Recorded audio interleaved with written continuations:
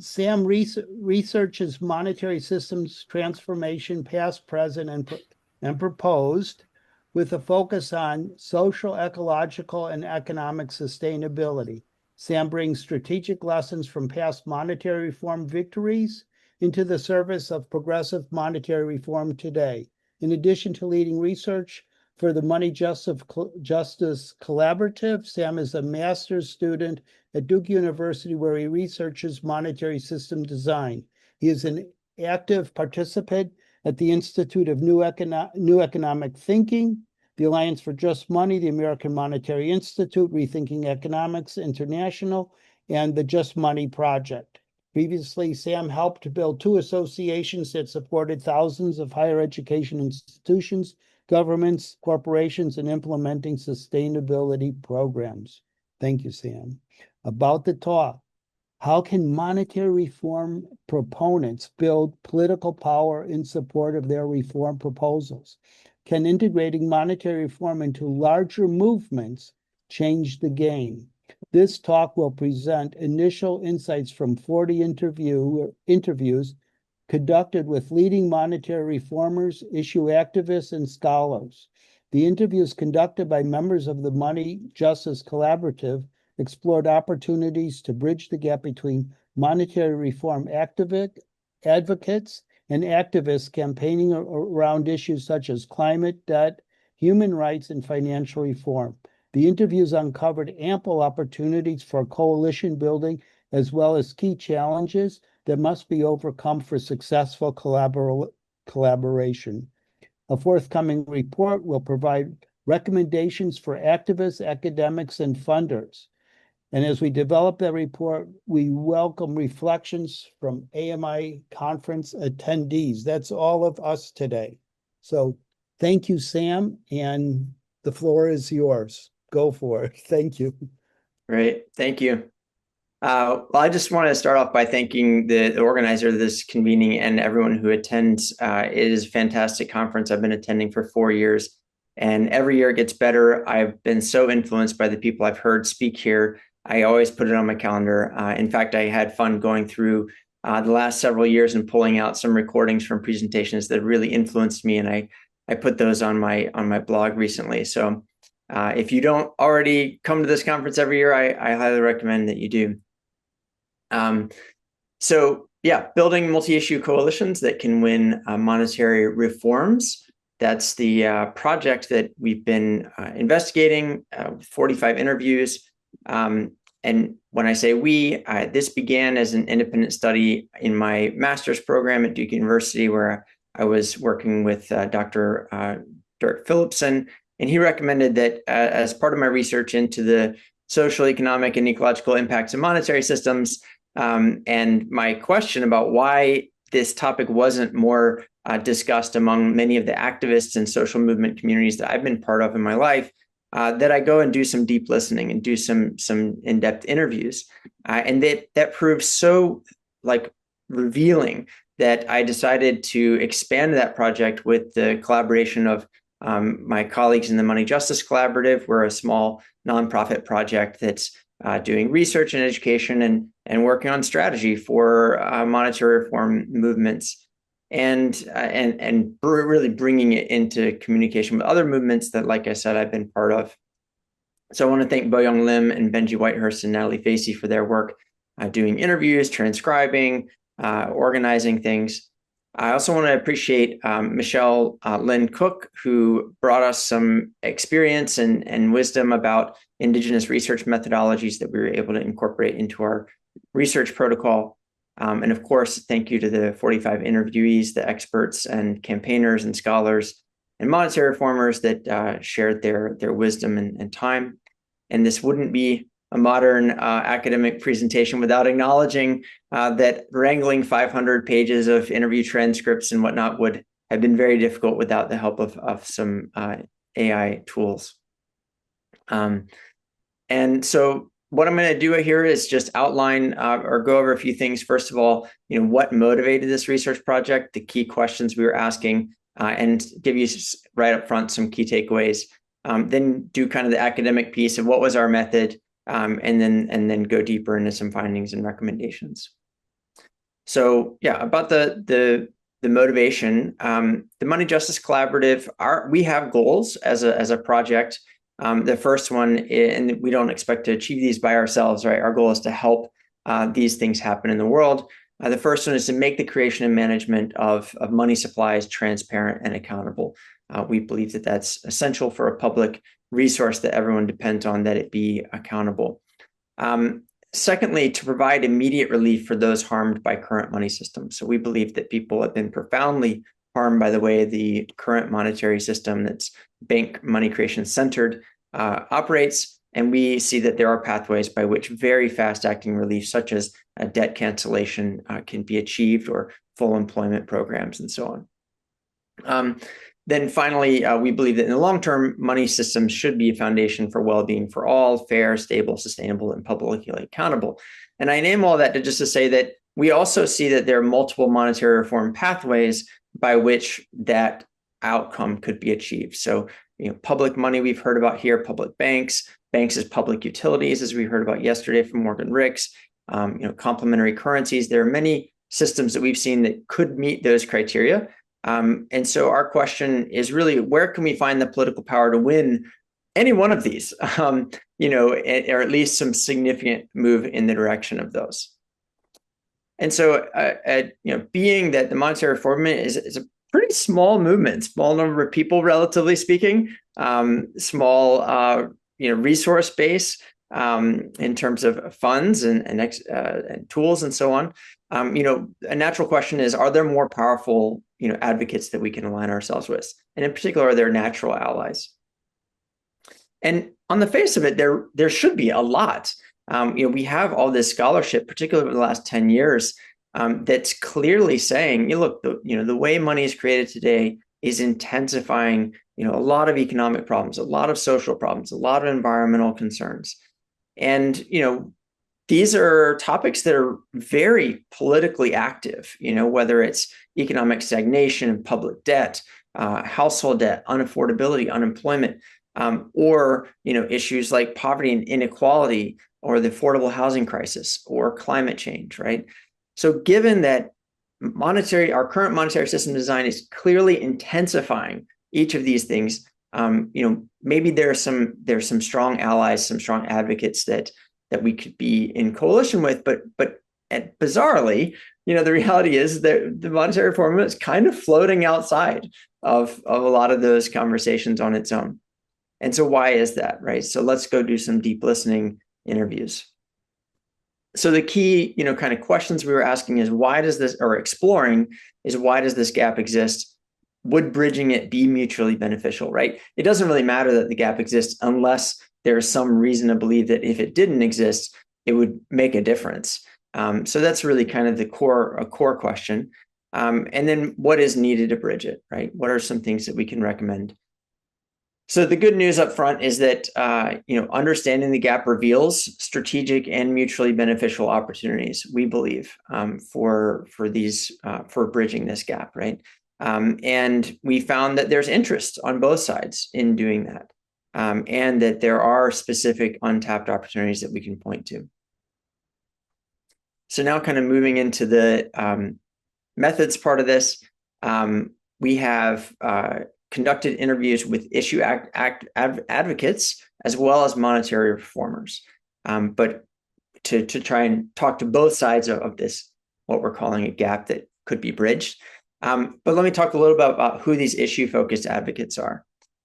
We started with climate advocates. That's in part because it's a globally relevant, politically active topic that has a lot of relationship to money creation. And also we have personal, Bo Young and I both have been active in the climate movement. We have a personal, conviction about it. So we kind of started there and then expanded through these other spaces that were adjacent and where there was collaboration happening between them and the climate movement.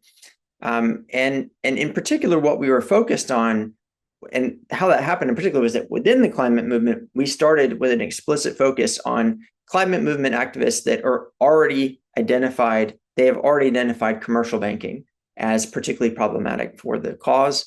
And we're already acting to challenge commercial banking or central banking as the bank regulators. So that's what we're talking about here is when we talk about issue advocates, we're talking about issue advocates that are already targeting commercial banking. That's a subset of these issue advocates. And in fact, many of them will tell you we're really small within the climate movement, right? The climate movement groups that are specifically focused on commercial banking, we're a major subset of the climate movement. But we would argue a very important one, because while pension funds and private equity and insurance companies and so on are also getting a lot of attention from other parts of the climate movement, as they should, we know that banks are not like other institutional investors. They are special. They're creating the money that they borrow, that they lend.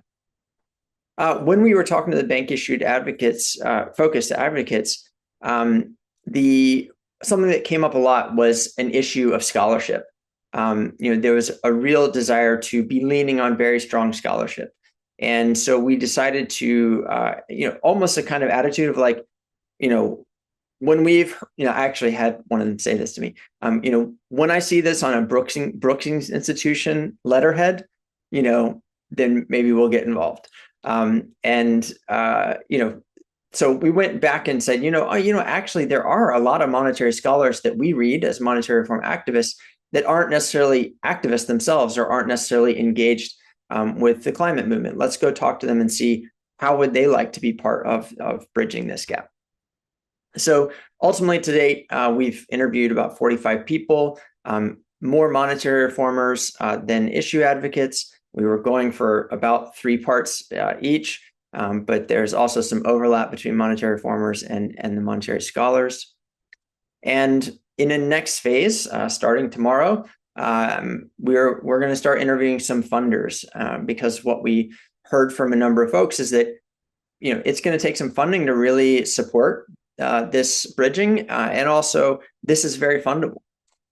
There was some sense of that. So if you know any funders that we should talk to that might be interested in this conversation, please let me know. That would be very helpful. Okay, so our data collection process, we did semi-structured 1-hour interviews starting last November, still ongoing, as I just said. We collected materials from people before, after, took about 5 to 8 hours of preparation for each interview. And then often we got a number of invitations to participate in coalition strategy meetings that were being hosted by some of these issue groups and attended those as well. So our interview questions were biographical, how did you get involved in this? Questions about their movement's goals, strategies, and barriers, coalition experiences with monetary reform. Have they had any? What have they been like? And an engagement with lawmakers, because ultimately these things need to change in law. Our monetary system is a legal institution, as many scholars have reminded us this weekend, and as I think I first came to appreciate by attending AMI conferences. So really importantly, the questions that we were asking people was not just about their own thinking. It was about their experience of what they have seen as participants in their movements, right? So we were asking them, for example, our instructions were, for the next questions, I'd like to direct the questions towards what you're seeing when you participate in strategy and planning conversations with other groups. I'm hoping to get some sense of the zeitgeist of the movement. Does that make sense, right? And then an individual question would be something like, in the strategy and planning conversations that you've been part of within your movement, has there been discussion about the fact that banks create new money whenever they make loans, right? So while we didn't speak to everyone in the movement, we didn't do a survey of everyone in the movement, we have some sense that if there was a robust conversation happening about monetary reform within these movements, these folks might have seen it, right? And we think that they might have seen it in part because we were interviewing pretty much senior people from these groups, executive directors with a couple of decades of experience in their movement, director of campaigning, lead campaigners, directors of research, senior researcher, senior policy advocate, et cetera. Many people with well over a decade of experience.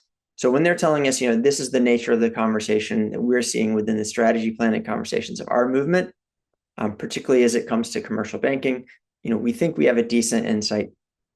And I will say that what they told us matches what we were seeing on websites, in reports, in supporting materials. So it doesn't appear that there's some like hidden secret skunkworks, monetary reform strategy conversation happening within most of these movements, beyond kind of things around the edges that we could see in public materials, actually. So the organizational affiliations of the issue-focused advocates, you can see them on the screen here. Sometimes we interviewed a couple of people in the same organization who were focused on different areas. And the monetary reformers and researchers, a larger group. I threw together the researchers and the reformers here because there was some significant overlap between folks that are doing research and folks who are also participating in groups like the Alliance for the American Monetary Institute Alliance for Just Money, or and so on. And we tried to cover a good number of countries, relying a lot on our own network contacts, which means that in the context of our contacts. So we ended up with a heavier focus on the global north. It's one of the research limitations that we would love to fix if we had all the money in the world and capacity. And just also maybe if we had maybe prioritized that earlier. We were initially just starting, for example, with the International Movement for Monetary Reform Network, which is, in hindsight, a more global North network. So one, we would like to include in many more groups, particularly Global South. We ended up with so far a relatively small number of issue-focused advocates relative to the sample. Many more monetary reform researchers. Sorry, one second.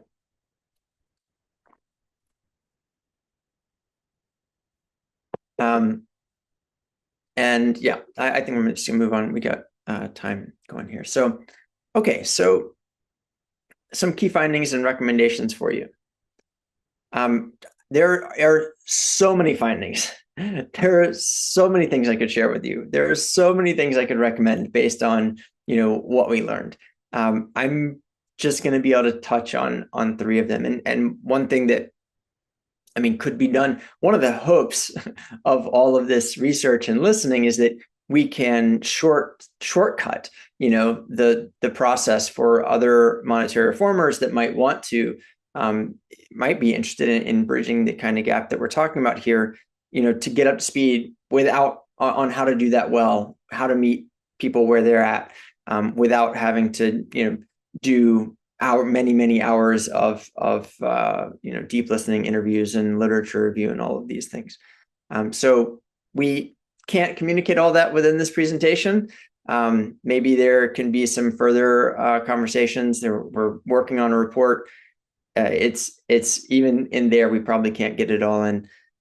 So anyway, just going to give you a couple of things today, which is, first of all, what do we find about whether or not bridging this gap would be mutually beneficial? And the short answer is we think yes. Why does the gap exist? It turned out to be a lot more nuanced than we thought, and quite interesting and very informative for what it will take for not just for the monetary reform movement to put out an olive branch, but actually for the issue advocates to be able to experience what, I'll be honest, is a bit of a mess. We're a little messy over here, y'all. You might have noticed, many different kind of opinions about how things should go, stories about how things work now or in the past or whatever else. So there's some really interesting learnings there. And then finally, what is some key opportunities there? So would bridging the gap be mutually beneficial? In our interviews, we asked both monetary reformers and issue advocates about their strategies. What are your goals? What are the strategies you're using to pursue them? What are the wins you're getting? What are the barriers? And when we were talking to the issue advocates, they were really clear, actually very consistent. Even, human rights, climate, debt justice, very clear when it came to banking. We want a mandatory prohibition on harmful bank lending, whether that's, fossil fuels to, projects that are going to displace indigenous communities, whether it's, predatory lending. And we want preferential bank lending for things that are beneficial, right? Say clean energy or something like that. And in all cases of all bank lending, we want it to be done responsibly. We want, communities to be able to consent to what's going to be funded in, the projects in their communities. We want grievance and remedy processes if things go wrong. And we don't have time to go into all this, but just to say that there's actually a lot of capacity here. The folks we were speaking to would say, we don't have much capacity relative to the climate movement, for example.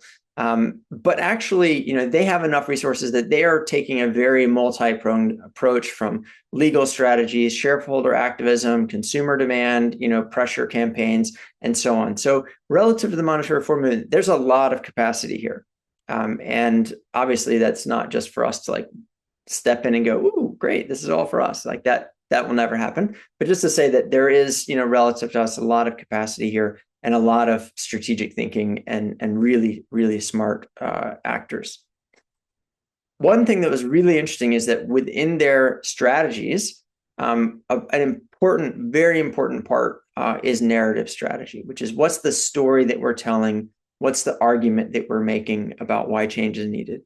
And right now, let's really kind of focus, for example, on climate. The argument that they're making is when banks lend to fossil fuel companies, they're making harmful use of depositor savings. They're using our deposits to do harmful things. And they're putting depositor savings at risk. And they're putting the financial system at risk as a whole. And they're putting humanity and life at catastrophic risk, right? What I think many of us in the monetary reform movement would look at that and say, that's all awesome, except for that they're not lending out depositor savings. Actually, they're using a government granted privilege to create money. And the problem is that we're allowing them to use that legally created government granted privilege to endanger well-being and undermine public policy commitments. That's the problem, is that our elected leaders, in democracies at least, have given away the legal privilege to create money to for-profit firms that are not in any way obligated, today at least, to ensure that what they're doing with that money creation privilege is aligned with public policy commitments and public well-being, right? So anyway, there's a narrative piece here that was interesting to see is not in there. And when we would ask them to proactively tell us, what is your strategy, they didn't mention it. And then we would ask them explicitly, is it in there? Is that something that you're considering or discussing, challenging this legal privilege? They would say, that's not something we're talking about. Okay.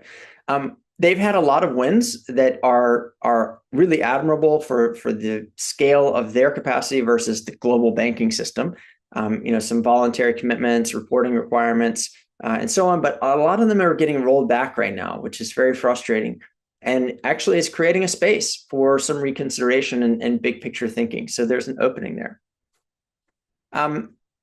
Really importantly, when we ask them what's the barrier that you're running into, it's really consistently across all of these movements, when it comes to commercial banking, we're being told by policymakers and regulators that we can't prohibit banks from making profitable loans to fossil fuels, and we can't force them to make loans to less profitable clean energy, or to assume the liability for community impact, right? With those community accountability, consent, grievance, remedy. And if we tried to, they'll stop lending, and that'll cause economic problems, right? So there's, very little appetite, very little willingness to consider, kind of killing the golden goose, which is the banks that are channeling savings to, investment.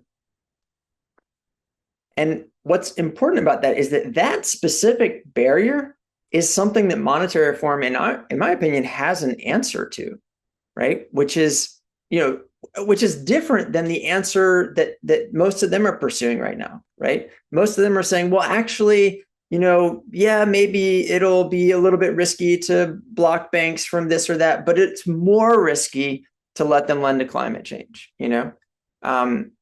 versus saying, actually, we've been here before, and we know as a fact that this can't regulate objection forgets the fact that banks are lending using a legal privilege to create money, and that governments have a long history of directly controlling what banks can use that privilege for or not, and ensuring that money creation is aligned with their public policy goals, the government's goals, and sometimes with public well-being when the governments have been public well-being oriented, but not always. Sometimes it's just been public policy commitments to go to war.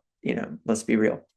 But that they've been able to do that without adverse consequences. Like in particular, Morgan Ricks was talking yesterday about the era between the New Deal and the 1970s, when not just in this country, but in countries around the planet, actually coming out of World War II, banks were regulated like public utilities. Many of them were publicly controlled. They were publicly directed. There was credit policy. They were required to lend on fair terms to farmers and to small businesses and so on, and not to lend for speculative things and whatnot.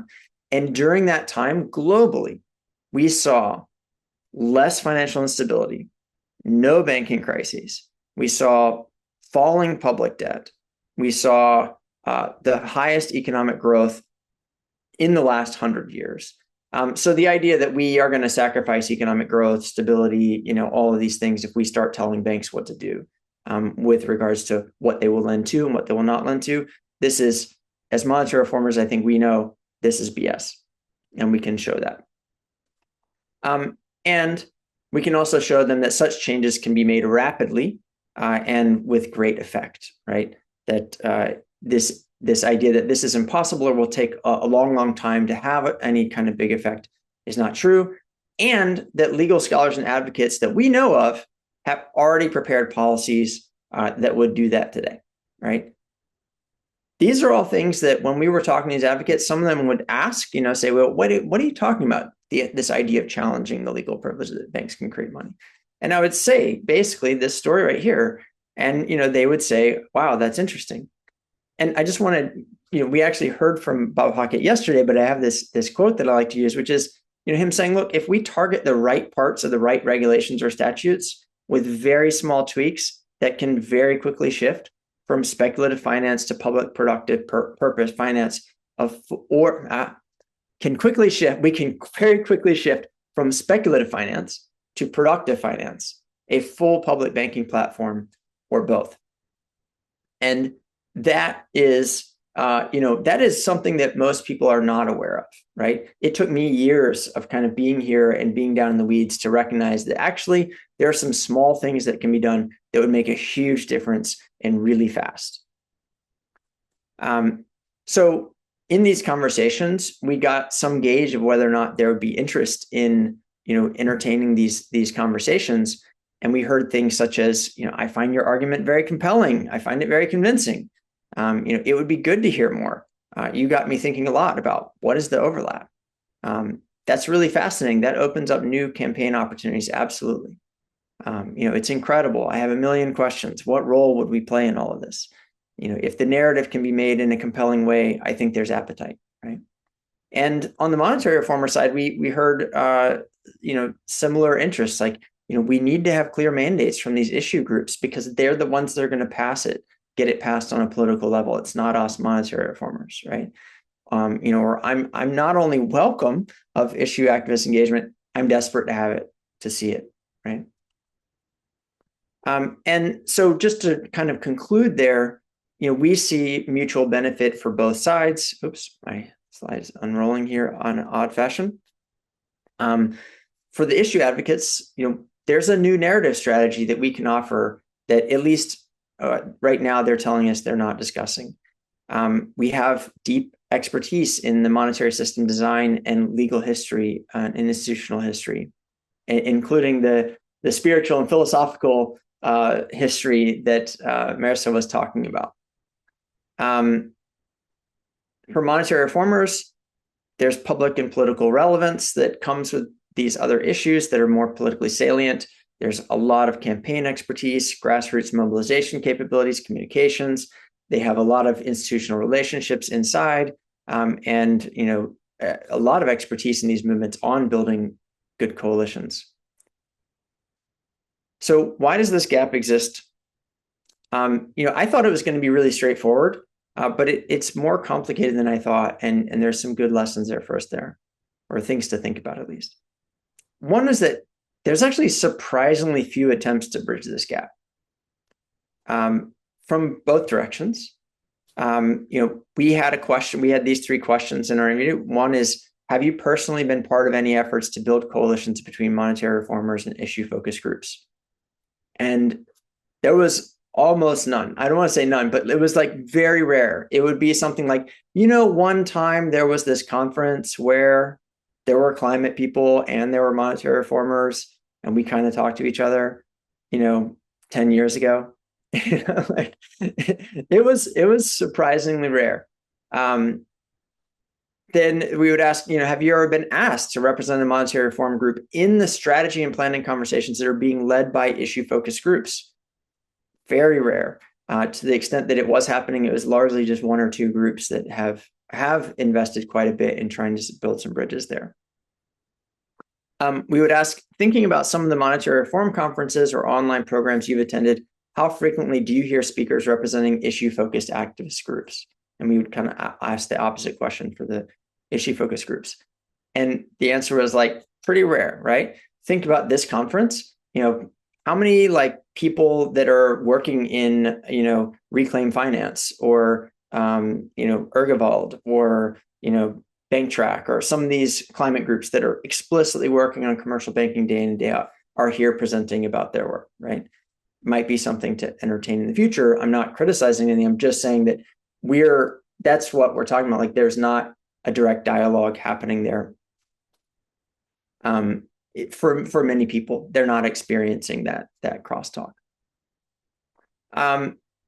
So issue advocates, when we ask them kind of or just look at the transcript and say, what are the reasons for that there isn't this more crossover? There's a concern among some that really kind of engaging monetary reform with these other issues gets monetary reform watered down. That was actually a concern expressed by many people. It gets watered down or it gets lost. And they pointed to some examples where that surely seemed to be the case. And I would have to say that looks like what happened. Another one that was quite interesting was a sense of an issue superiority. There were a number of folks who basically said, this is the only issue in town. Everything else is secondary to this. And so kind of the attitude was well, they should all be over here. And maybe when we've done this, we'll go do that. There was also some sense of limited capacity, we would love to, but we just can't get there, which I think is very real.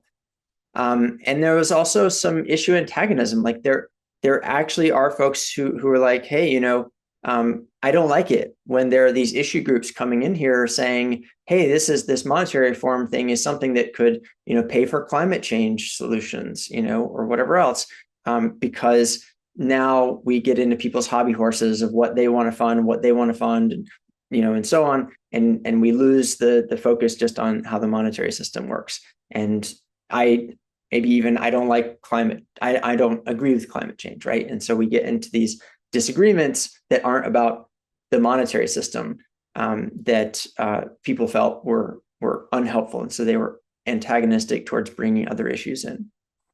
And then lastly, there were some folks who had made really explicit efforts to try and build these bridges versus kind of, hey, I went to a meeting once. And one of them that's probably done more than any said, the climate groups I was working with, at least, they just weren't there. Rethinking how money works weren't the important things to them. Whereas for us, we were completely trying to change the conversation, which is difficult to do, right? So I don't want to give any impression that just because there hasn't been a lot of crosstalk at this point, it seems that if we started it, it would be easy, right? I'm not trying to suggest that. That said, there were some successes that we heard about that were really inspiring that came from doing this type of cross-issue coalition building. Just want to tell one, it comes out of the US public banking movement, which has, we learned, done a lot on multi-issue coalition building in New York, in California, in Massachusetts, in Pennsylvania. And the California Public Banking Alliance, they built a multi-issue coalition that has won the passage of public banking laws at the state and local levels in California. And then recently, they won the passage of a public payment system bill called Cal Accounts. which would provide a fee-free public banking account or public payment account for everyone in the state. And what they told us is that, it comes down to one very central question. That this is their coalition work, I should say. It comes down to one central question: how do you pay for it? Public banking creates a pathway to support affordable housing, green energy, small businesses, and support community lenders. It's important to build a strong coalition with constituents from labor, affordable housing, and climate, because it's an army of constituents that will outpower paid Wall Street lobbyists, and we proved that, right? So just want to say, it's definitely not easy, but it looks like there can be some real fruits there for monetary reform work. So another reason it's not happening is that there's actually little conversation to join, right? So for monetary reforms wanting to go join in on conversations in some of these other movement spaces, there's such a gap in knowledge about monetary systems, or just a shortage of space where this is being discussed, or belief barriers. So let me say a bit more about that. When we were interviewing the issue advocates, we would say, where do banks get the money that they lend to fossil fuel companies or to, mining projects that are, destroying indigenous lands or whatever else? And overwhelmingly, we were told depositors and investors is where they're getting the money they're lending. And a small percentage said depositors, investors, and then they're multiplying it up through fractional reserve lending. And then only about, I think, one or two people, almost when prompted, said, oh, it's actually banks are creating 100% of the money they lend. And so there's nothing to complain about here with the issue advocates. They're just like everybody else. We have the research data that shows that less than 20% of people know that banks are creating the majority of the money supply. But what it meant is that because there was that knowledge gap, that when we said, have you considered challenging banks' privilege to create money as part of your strategy and your narrative, the same group of people that didn't know were saying, wait, what do you mean?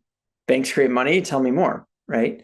And the folks, interestingly, who did know something about it, whether they believed it was fractional reserve or credit creation, said, yeah, no, we don't really discuss it though.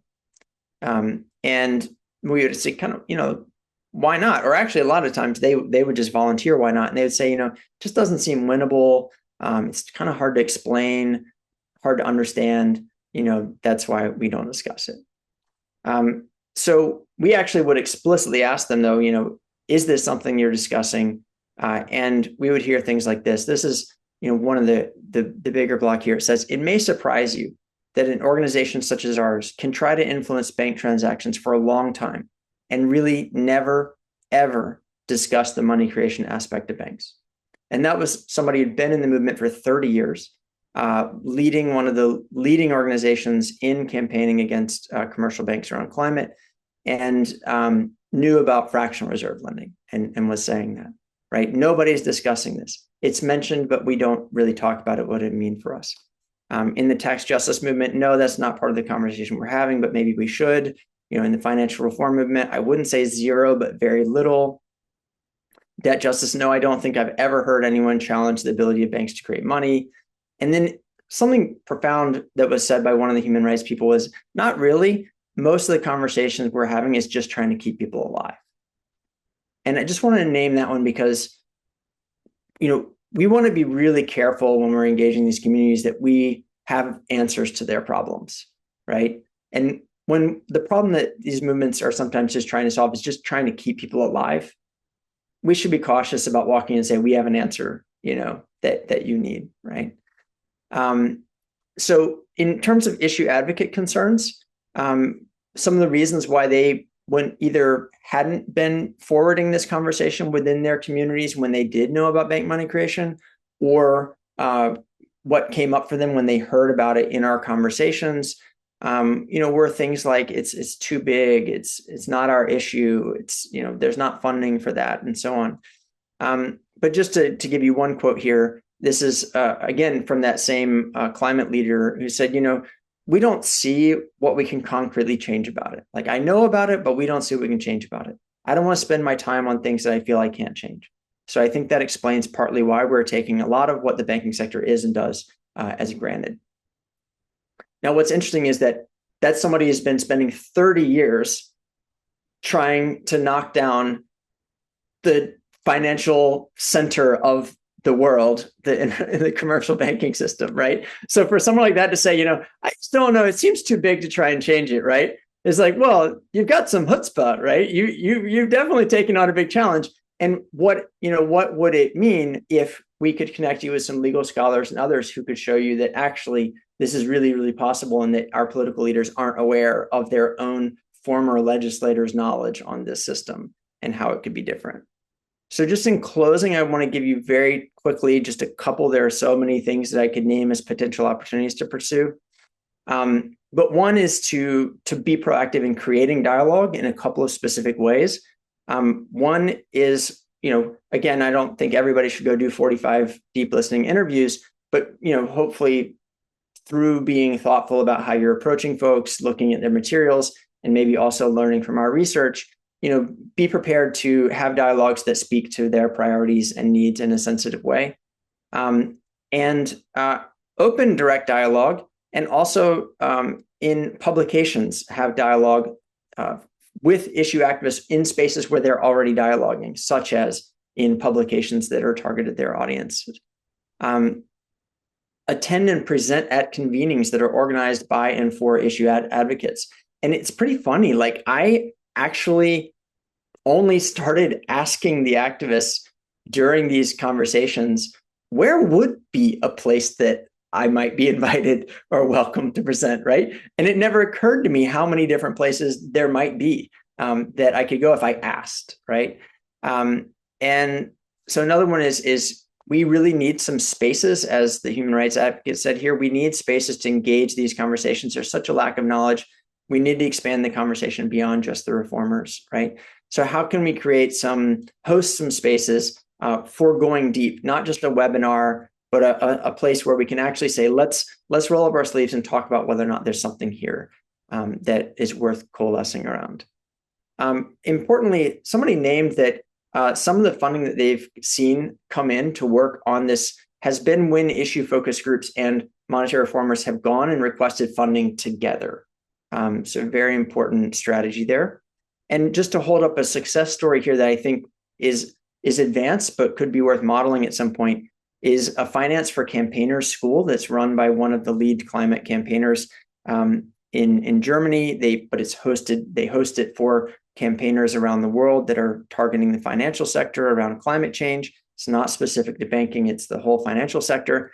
And they invited me to it. I've been attending it over the last 6 months. It's once a week, 3-hour sessions. They have guest speakers from all of these different types of financial institutions and campaigning groups and so on, to just help campaigners get an understanding of the whole space, how it works, how to influence it, insider, outsider views, etc.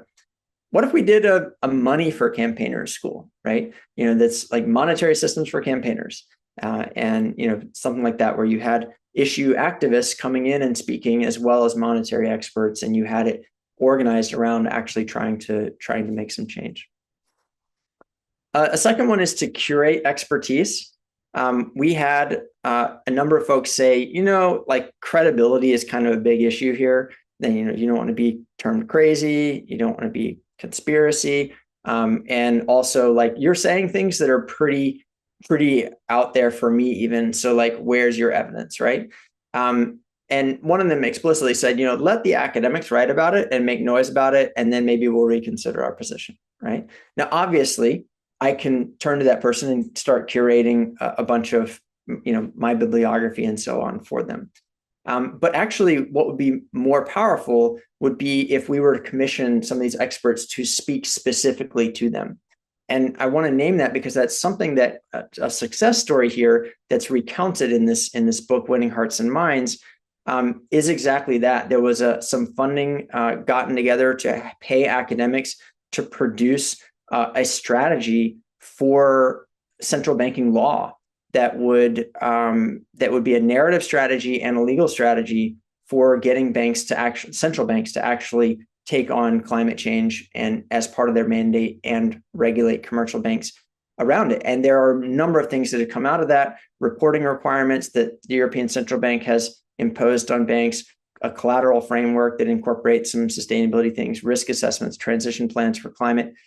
All those things basically wouldn't have happened if it hadn't started with someone commissioning some experts to sit down and write a message to the climate movement and to the central banks saying, look, we understand your system, and here is a strategy for you. So I'm going to stop there. Thank you very much for listening. Here's a few questions for you to consider as we move into dialogue. I'm very interested in your thoughts.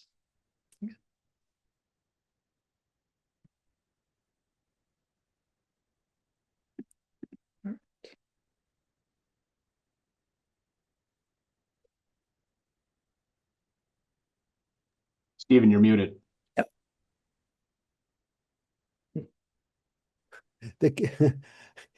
I'm going to try to bring Hobart down here as the original moderator, if that's okay, and see if he can.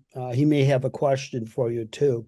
But I'm thinking if the collaborative can create its conference, maybe before you interview more funders or less, whenever you feel you can do it, sooner the better. The moment is always now, if possible, of course. But when that time comes, we would love to be a part of it at AMI.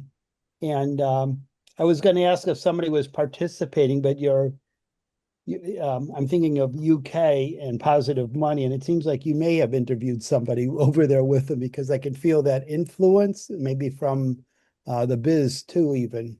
But sure, Herr Schuller is here. You got a word? Sure, yes. Yeah, my Wi-Fi is just very unstable, and everybody is frozen. So I see Sam, continuously drinking from his from his cup. But anyway, Sam, thank you so much. That was very inspiring, and it's good to have insights about what we're doing. Let's just check if I am coming through audio-wise. You are. Stephen? You're perfect. Okay. Okay, then I'll continue. So little experience now with setting up of this conference is that we went after sponsors and endorsers, and of course that's a good way to connect with others. And I've had some nice conversations, but even invitations of some groups telling, hey, we kind of understand what you're doing, but can you come to us to educate us? So I'm getting a little bit of a sense like, yeah, there are ways to connect with other groups and start conversations. So that's the bridge building. So I think, at AMI and AFGM, we have to continue with that. My question is actually, how much did you find out with your interviews about the success stories, the relative success stories of some of the monetary reform groups? The one in the Netherlands was able to trigger through a referendum something of a parliamentary debate. The English provoked something of a debate in Parliament. Of course, we got the Swiss, and that's maybe the focus for us. They got a referendum, and we lost 75% against 25%. I think they did some analysis on why it happened, and one of the things that came out was that the opposition just started lying. The bankers and the bank organizations and the central bankers, they started lying and started, fear mongering. So that's some of the things that we have to think about. But that's later on when we are more successful. The question is more like, did you get a sense of what has worked well in these endeavors, like also in Iceland? Because That's at a one good. side we can say, well, we can try to make all kinds of connections, or maybe we'll go to for the jugular. Yeah. I'll leave it at that. So I'd like to hear Yeah. from Sam. I understand what you're asking. There's two things I'd say. One is that I actually had a slide that was specifically about the wins, and I wanted to acknowledge that, while we may be a small movement, kind of, that doesn't mean that there haven't been some really impressive things, like you mentioned, the Netherlands, where they got 100% of the parliament to vote for a public payment system. I mean, there are amazing things that despite our small size have been accomplished. So I'll add that back in the future. I was just trying to shorten things.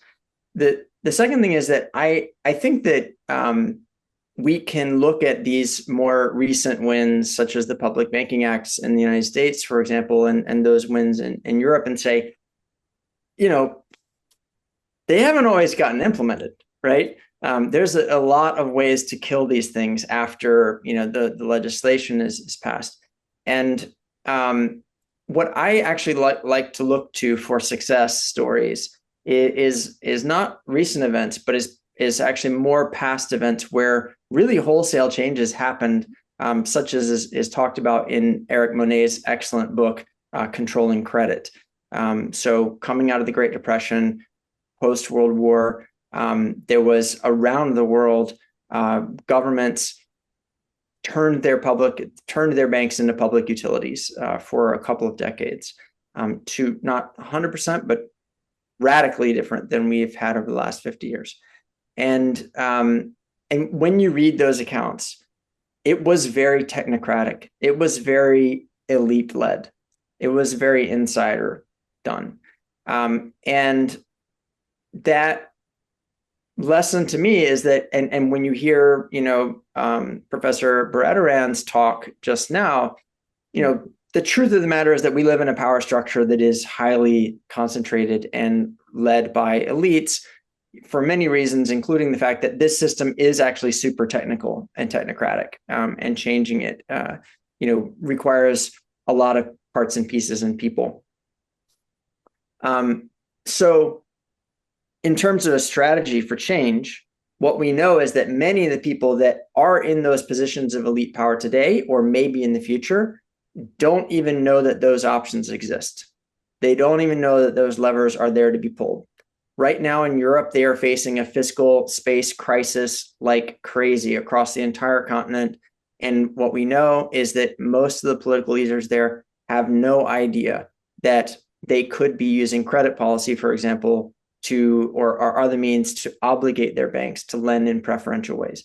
There's no inherent right that a bank has to create money. There's definitely no right that it has to create money at the highest interest rate that the market will bear versus the lowest interest rate that will cover its costs, right? These types of things have not been contested recently because the people who are legally empowered to contest them and to even control them don't even know that they're there. Right. So when I think about what's the value of engaging with these social movements, it's not necessarily so that they can turn out voters, in an election. It's actually because many of them have relationships with climate sympathetic prime ministers, climate sympathetic ministers of parliament, climate sympathetic Ministry of Finance professionals, climate sympathetic central bankers, they have relationships and could be getting some of these options on the table and getting some of these points of leverage understood by people who are much closer to those systems of power and are inside to it in such a way that they could be technocratic actors in the way that we've seen in the past and in the way that we're starting to see in some global South countries already. Yeah, sorry. Let's get to two new people who haven't asked questions. Peter then Nelson. Peter Winslow, could you give us a word? Thank you very much, Stephen. And Sam, thank you for your presentation, which was terrific and very much on point. I love the rigor of your academic approach. What I would like to suggest, because you've identified one of the problems that we have identified as well at the Public Banking Institute and locally in Philadelphia at the Philadelphia Public Banking Coalition, where we have from the beginning been reaching out to to affiliates, to climate activists like myself, to folks who are involved in the development of minority-owned small business with people who are interested in affordable housing, all these issues that come together. Our approach has been focused on public banking as a solution. But what I'm hearing from the conversation is that there may be some merit in having a conversation that involves bank reform of the commercial banks. We have been trying to be more allied with the community banks in creating local financial ecosystems. So our focus has been on minority depository institutions as a leading edge for local commercial banks and credit unions. What I am suggesting, and Steve, I'm going to suggest this to you as well, is that perhaps there's an opportunity, building on the work that Sam has done and others, that we can collectively, collaboratively, between the Public Banking Institute and the American Monetary Institute, create the kind of conversations that Steve, that Sam has been talking about. And I think this could be very exciting. I think that there'd be strong support for this within the public banking community to enlarge the conversation and find ways of involving those who have affiliated interest. Thank you, Peter. And that's more of a statement. I didn't hear It's totally. crooked. Let's go to Nelson, the next question. Sam, Thank you, Thank you very- Peter. Thank you, Peter. I want to say, and we'll work on it. We're going to work on that. Go ahead, Nelson. I apologize. Sam, thank you very much. My questions are, would you, three questions. Would you say finance reform is a human rights issue? One. The second one is, can you share your slides? Would you be willing to do that? And third, when you did your research, can you talk about the issue of political power? How much did that come up in the conversation with the campaigners? And how did they see it? Did they see it as and what was the best level of approach? Was there a sense that there was a best level of approach to change to work in the field of monetary reform? Was at the state level, local level? Did that come up in your research? Sure. To the first one, I'd say yes, it is a human rights issue, but I think for people to draw those connections takes some work. The reason I asked the question is in terms of going to an organization to reach for funding, like a human rights organization. Would they be interested if you present it as a human rights issue? Got That's it. all. Yeah. Right. I think that we're not quite there yet. Like it could be done. It would take some relationship building and some education, but I think it could absolutely be done. Okay. In terms of political power, when we got to that part of our questions, it was about lawmaker engagement. It was a little sobering. Many of these folks who are working on commercial banking specifically basically said political leaders do not understand the financial system. They don't understand commercial banking, and they tell us it's not an election issue. Right. Mm-hmm. So that is sobering. It was a sobering, thing to hear so clearly.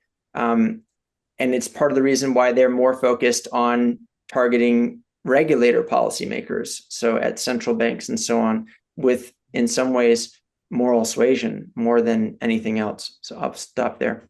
Sam, I just want to say, and great questions, and your response right now, not an electoral issue. That's one of the things we've got to take right back to the voters and say, they're discounting our thinking because they don't think it's an issue. It has to become, we have to convince you, Mr. Voter, Miss Voter, that we need to have civic education on this, and we got to go forward together. All of this, thank you very much, Sam. And this conversation can go on further after David Dayan speaks, we'll have an open session and we can speak about all of the speakers, and of course, any speaker is welcome to participate. And Thank you're you. welcome to email me at sam@moneyjustice.org.